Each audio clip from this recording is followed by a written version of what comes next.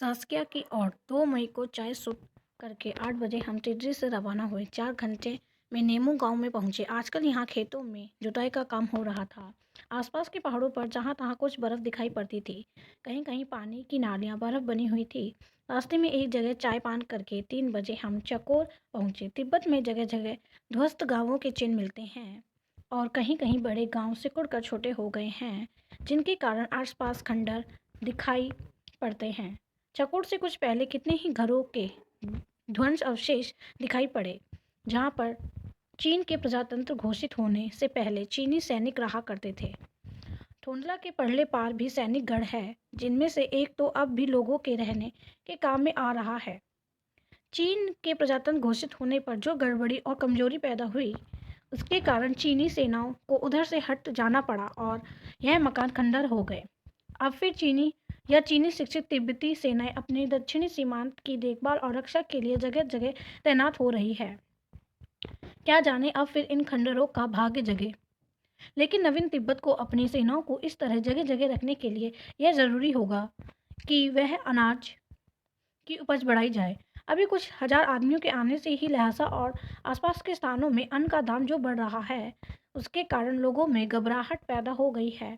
इसलिए तिब्बत को आहार में स्वावलंबी करना, अर्थात तिब्बत में आहार के प्रचुर परिमाण में पैदा करना राजनीतिक दृष्टि से भी अत्यंत आवश्यक है।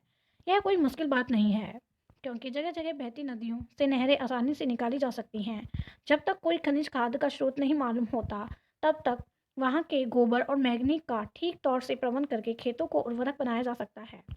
तिब्बत के इतिहास और भूभाग को देखने से मालूम होता है कि कृषि और बागवानी में शताब्दियों पहले जो प्रगति हुई थी, उसे भी लोगों ने छोड़ दिया और अब गतानुगतिक बनकर कम से कम उपज पर ही लोग संतुष्ट रहते हैं। इसका एक कारण भूप्रबंध भी था।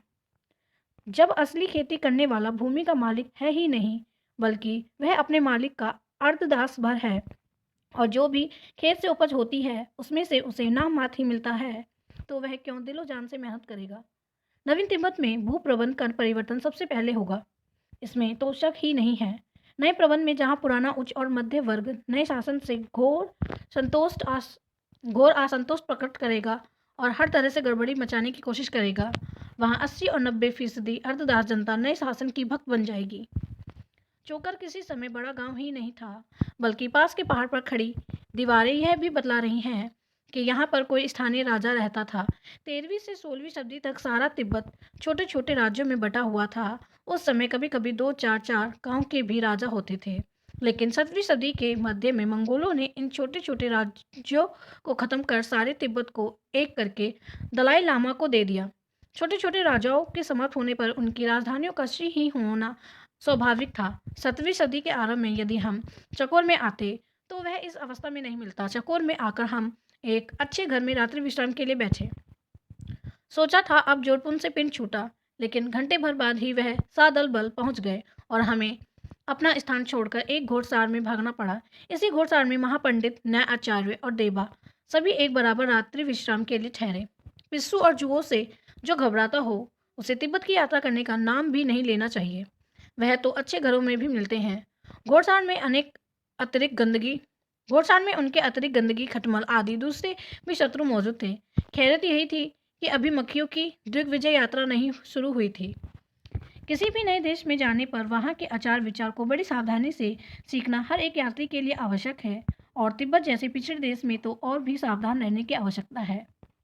लेकिन अभय सिंह जी इसकी परवाह नहीं करते थे, जिसके कारण कभी कभी झगड़ा उठ खड़े होने की नौबत आती थी। खच्चर वाला चाहे अपने मालिक की दृष्टि से बिल्कुल तुच्छ हो, लेकिन हम परदेशियों के सामने वह अपने को बराबर ही नहीं, बल्कि घर में होने के कारण बड़ा समझता था। उसकी दृष्टि में जो भी अयुक्त बात हो, उसे सहन करने के लिए वह तैयार नहीं हो सकता था। साथ ही नेपाली सौदागर के दब्बूपन को तिब्बत के लोग भली प्रकार जानते हैं, इसलिए भी वह शेर होने के लिए तैयार था। हमको हर जगह झगड़ा पैदा करके अपनी शान दिखाने की जरूरत नहीं थी। हम यही कर सकते थे कि उनको कोई मौका ही ना दें। जब कोई ऐसी बात होती और हम नरमी से भी समझने की कोशिश करते, तो अभय सिंह जी इसे अपना अपमान समझते। 3 मई को चाय सुध खाकर 7 बजे हम रवाना हुए। बहुत मना रहे थे कि जोरसर से किसी तरह पिन छूटे, लेकिन अभी भाग्य में वैसा बदा नहीं था। उसके साथ रहने में कोई फायदा नहीं था और नुकसान यह था कि हमें सबसे बुरी जगह ठहरने को मिलती। उस भले मानुस को इतना भी ख्याल नहीं था कि उसके भगवानों की सुपरिचित हमारे जैसे आदमी के साथ कुछ समानता का सा बर्ताव दिखलाता। हम आप छोट छू के दाहिने किनारे चल रहे थे। यह नदी हमारी कोसी की एक ऊपरी शाखा है। कोसी जैसी हिमालय से परे तिब्बत से भारत आने वाली नदियाँ सिंधु, सतलुज, ब्रह्मपुत्र थोड़ी ही है।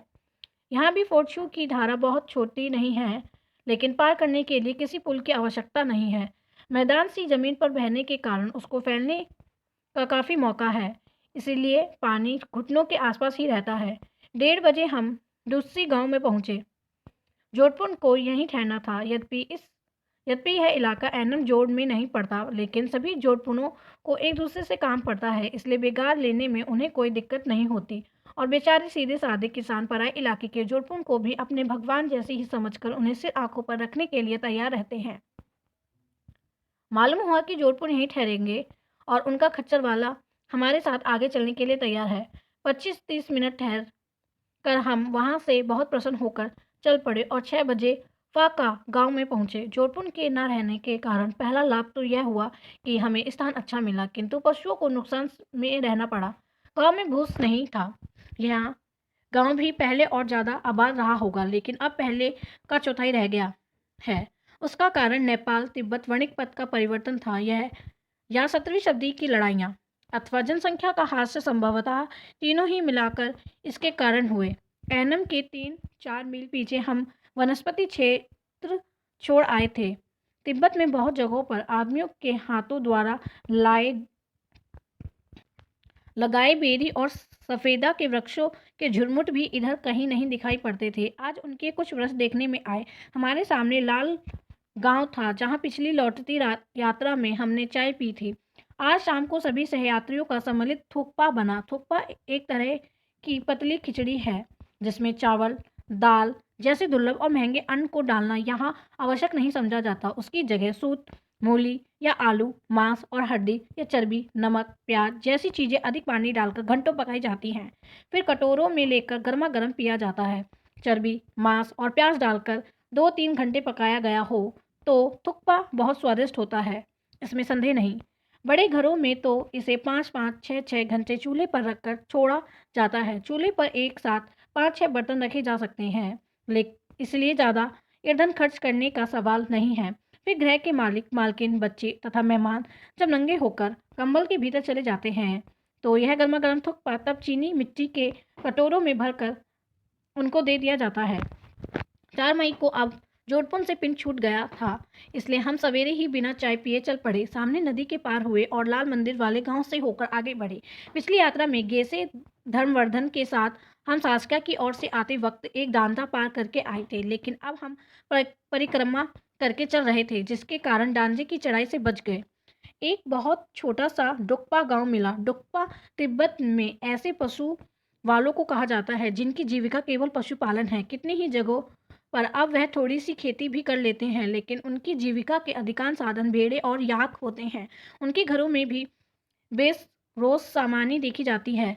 हमारे देश के किसी गांव में आप चले जाइए, आपका यदि वहाँ कोई परिचित ना हो या सौभाग्य से कोई सज्जन पुरुष ना मिले, तो पैसे और रसोई का कच्चा सामान रखते हुए भी आपको भूखा मरना पड़ेगा। तिब्बत का यात्री इस विषय में ज़्यादा सौभाग्यवान है, क्योंकि हर घर में उसे ठिकाना मिल सकती है और चीज़ें होने पर पैसे से खरीदी जा सकती हैं। हम दोहर को उस डोकपा गांव में एक काली कराली के घर में चाय पीने के लिए ठहर गए। तिब्बत के लोग काले नहीं होते, लेकिन जब वर्षों से उन्होंने शरीर को पानी से ना छूने की कसम खा रखी है और जो भी मैल और काली शरीर पर आवे उसके ऊपर घी या चर्बी की चिकनाई मलना भी शोभा वृद्धि के लिए आवश्यक समझा जाता हो, तो कलकत्ते की कालियों का कैसा अभाव हो सकता है। यदि आप किसी जगह मैले होने का संकेत करें तो महाकाली उसी समय उस जगह थूक मलकर स्वच्छ बना देगी। पहले पहल हमारे देश के जूट मीट में पले आदमी को ऐसे हाथों से खाने पीने की चीज़ें लेने में भी घृणा होती थी, लेकिन ऐसे आदमियों के लिए तिब्बत यात्रा नहीं है। चाय और सूप खा पीकर कह फिर चल पड़े। रास्ते में कई जगह धरती से सोडा उछला हुआ था। धोने का इतना सस्ता सामान हजारों मन मौजूद था, बस बटोर लेने का सवाल था। लेकिन जब भी कपड़ा धोने की किसी को फुर्सत थी, हमारे घोड़े इस भूमि से चलते वक्त अधिक खांस रहे थे। शायद लोहे के तीक्ष्ण कण उनकी नाक में घुस रहे थे। मैदान में फिर बालू के बहुत से टीले आए। तिब्बती लोगों का ही विश्वास नहीं है, बल्कि हमारे नेपाली सहयात्री भी उसे सत्य मानते थे। इन टीलों के बनने वाले अताबू नामक पिशाच हैं। वस्तुतः यह अताबू पिशाच यहाँ की हवा है, जो तेज चलने पर लाखों मन बालू एक जगह से दूसरी जगह लाकर रख देती है। कभी कभी तो यह काम घंटे भर के भीतर हो जाता है। ऐसे बवंडर में यात्री के लिए खतरा भी हो सकता है, लेकिन आज हवा नहीं चल रही थी। अताबू के बनाए टीले विचित्र आकार के होते हैं। इनके एक और कुछ जगह खाली होती है और बाकी 3 और ढलान वाली टेकरी जैसी मालूम होती थी। अताबुओं का काम है टीलों को एक जगह से दूसरी जगह रखते रहना। मैंने अपने साथियों से कहा, शायद पिछले दिनों के काम से थके मांदे बेचारे कहीं लंबा पड़े होंगे। रास्ते में 2 नदियां और पार करनी पड़ी। फिर हम माजा नदी के कछार में पहुंचे। यह सभी नदियां अपने पानी को कोशी के नाम से भारत में भेजती हैं। चोंदू गांव में सूर्यास्त से पहले ही हम पहुंच गए। चोंदू में भी चारों ओर श्रीहीनता छाई हुई थी। किसी समय यह एक प्रसिद्ध महाग्राम या बाजार रहा होगा। उस समय यहाँ पर नेपाली व्यापारी भी रहते रहे होंगे। व्यापार के अभाव के कारण अब ऐनम के बाद नेपाली व्यापारी और उनकी दुकानें सीगरचे में ही मिलती थी, जिनके बीच में भारत दिन का रास्ता है। जब खरीदारों का पता नहीं तो कोई नेपाली क्यों दुकान खोलकर वहां बैठे। चोंदू में कभी एक प्रसिद्ध बौद्ध विहार था, जो कि उसके नाम धर्म समाज से भी मालूम होता है। पुराना विहार अब भी मौजूद है, स्तूप भग्नावस्था में है। गांव में मकान भी कम ही हैं। बड़ी मुश्किल से हमें आते जाते सैनिकों के ठहरने के लिए बने मकान में जगह मिली। खाने पीने की चीज़ें हमें हमारे साथ थी। ईंधन मिल गया और जानवरों के लिए चारा भी। रात हमने किसी तरह काट ली। 5 मई को बिना चाय पिए ही हम सवेरे चल पड़े। मब्जा उपत्यका बहुत चौड़ी और उत्तर दक्षिणी को है। तिब्बत की सभी उपत्यकाओं की तरह यहाँ भी पहाड़ छोटे छोटे और बहुत दूर हैं, जिसके कारण धूप के आने में कोई रुकावट नहीं है। किसी समय सारी मब्जा उपत्यका धन धान्य से समृद्ध दर्जनों गांव से भरी थी, लेकिन अब कितने ही गांव उजड़ गए हैं। कुछ घरों की दीवारों की पत्थर की चिकनाई इतनी मजबूत है कि 2-3 शताब्दियों से परित्यक्य होने पर भी वह अभी जैसी की तैसी खड़ी है। जहाँ 3-4 इंच साल में वर्षा होती हो, वहाँ मिट्टी की दीवारें भी काफ़ी वर्षों तक खड़ी रह सकती हैं। इन पत्थरों की दीवारों पर तो छत, डाल, किवाड़ और खिड़की लगाकर अच्छे मकान बनाए जा सकते हैं। यहाँ की किसी किसी शाखा उपत्यका में पद जैसे देवदार जातियाँ वृक्ष भी मिलते हैं, जिससे पता लगता है कि शायद पुराने ज़माने में इन पहाड़ों में कहीं कहीं इनके जंगल भी थे।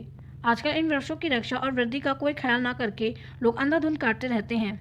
मब्जा उपत्यका का श्रीहीनता को देखकर मुझे ख्याल आता था, क्या फिर कभी इसके दिन लौटेंगे? उस समय तो बहुत दूर की बात मालूम होती थी, लेकिन इन पंक्तियों के लिखते समय अब वह समय बिल्कुल सामने आ गया है।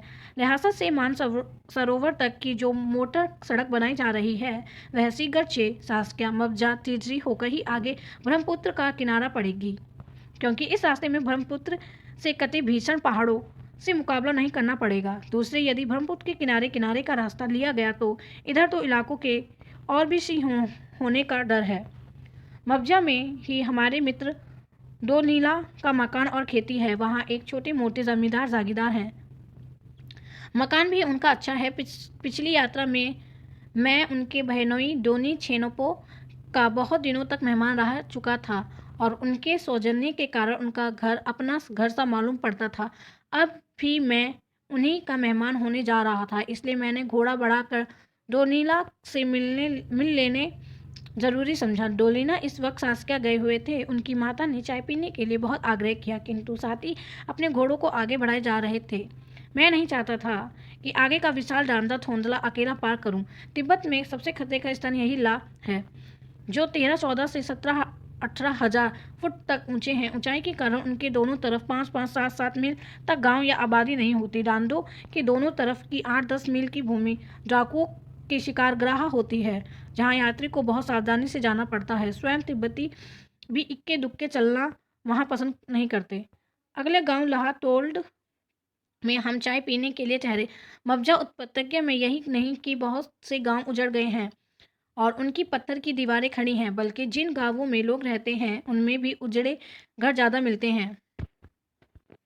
चाय सुध खाकर 1 बजे फिर हम रवाना हुए और 2 घंटे बाद थोंसला पार पर पहुंचे। चढ़ाई दूर तक होने से आसान थी, लेकिन यदि हमें पैदल जाना पड़ता तो हवा के क्षीण होने का प्रभाव हमारे फेफड़ों पर जरूर मालूम होता। आज तेज रतन से फोटो के बारे में बात हुई। अगले ही दिन सास्किया में उनका साथ छूटने वाला था। वह इस बात पर राजी हो गए कि प्लेट और कागज दे देने पर भाड़ा आने में 1 प्लेट की 3 कॉपी कर देंगे, अर्थात मसाला और मेहनत के लिए उनकी प्रति प्लेट 12 आना मिलेगा। दिन में 50-60 प्लेट वह आसानी से खींच सकते थे, इसलिए कोई घाटे का सौदा नहीं था। हमें भी सैकड़ों तालपात्र की पोथियां मिलने वाली थी, जिनका फोटो लेना आवश्यक था। अब की यात्रा में हमारे पास 1000 रुपये के आसपास थे, जिनमें ही 2 आदमियों का खर्चा भी था, इसलिए ज़्यादा सा खर्ची नहीं दिखला सकते थे। शाम होने से पहले ही हमारे खच्चर घोड़े वाले लुगरा गांव में पहुंच गए। गांव में जाते तो रहने को अच्छा स्थान मिलता, लेकिन शायद मालिक का परिचय होगा, इसलिए खच्चर वाले एक महल के पास गए। महल वाले आमतौर से जमींदार होते हैं और बड़े से बड़े सामंत भी व्यापार को अपना आवश्यक पेशा मानते हैं, इसलिए शायद इस महल के मालिक के खच्चर व्यापार के लिए एनम के इलाके में जाते होंगे, इसलिए दोनों का स्वार्थ संबंध हो जाना स्वाभाविक था। अभी दिन इतना था कि हम आसानी से 1.5 घंटे से सास्किया पहुंच सकते थे, जहां घर की तरह सारा इंतजाम था और जहां पर हमें अपने काम में लग जाना था। लेकिन खच्चर वालों से मनवाए कौन? उसको यहाँ छड़ मुफ्त मिलने वाली थी। जानवरों के लिए घास चारा भी मुफ्त नहीं तो कम दाम में मिलता, फिर वह क्यों आगे जाता? लेकिन हम लोग तो बहुत घाटे में रहे। आज तकलीफ की पराकाष्ठा हो गई। एक अत्यंत छोटी सी कोठरी में 6 आदमियों को रात बितानी पड़ी। महल से बाहर न जाने के लिए यह दरबा बनाया गया था। कुत्ते का दरबा तो नहीं हो सकता था, क्योंकि यह उससे बड़ा था। हमें पैर फैलाकर सोने के लिए भी जगह नहीं थी। मुझे उस समय पिछले साल की ईरान में मसहद और जाहिदान के बीच की लारी यात्रा याद आ रही थी, जबकि हम बोरों की तरह उसमें भर दिए गए थे। लेकिन वहाँ सारे रात दिन उस लारी में गुजारा करना पड़ा था और यहाँ केवल 1 रात।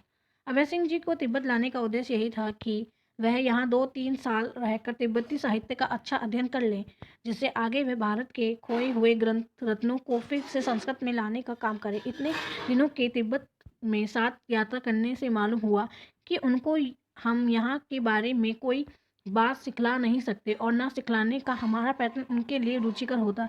यह जरूर था कि सास्किया और दूसरे विहारों में जो संस्कृत के तालपात्र मौजूद हैं, उनमें से कुछ महत्वपूर्ण ग्रंथों को उतारने में वह मदद कर सकते थे। लेकिन हम जानते थे कि आदमी का बच्चा भी ठोक पीट कर बनाया नहीं जाता, फिर सायाने की तो बात ही क्या। वह अपने तजर्बे से सीख लेंगे। उनके पढ़ने के लिए अच्छा स्थान तसिलहुपो का महाविहार ही हो सकता था, जहाँ पर कि हिंदी जानने वाले मेरे परिचित रघुवीर रहते थे। मैंने उनसे कहा कि यहाँ सारे घोड़े सिगरचे जा रहे हैं, साथी भी मिल रहे हैं। मैं चिट्ठी और पैसा दे देता हूँ, आप इनके साथ चले जाएं और रघुवीर के साथ रहकर तिब्बती भाषा पढ़ें। सिगरचे और तसिलहुपो दोनों ही आसपास हैं। मठ का नाम तसिलहुपो है और कस्बे का नाम सिगरचे। अभय सिंह जी को विशेषकर एनम से इधर की यात्रा में कुछ बातें अरुचिकर मालूम हुई थी, लेकिन मुझे इस तजर्बे से इतना ही मालूम हुआ कि इनको अपने ऊपर छोड़ देने से सब ठीक हो जाएगा। जब मैं पैसा देने लगा तो वह रो पड़े। मैंने फिर उन्हें आगे जाने के लिए नहीं कहा, यद्यपि मुझे यह विश्वास नहीं था कि मेरे साथ रहने से उन्हें अधिक लाभ हो सकेगा। 6 मई को 6 बजे सवेरे ही अभय सिंह के साथ मैं आगे बढ़ चला।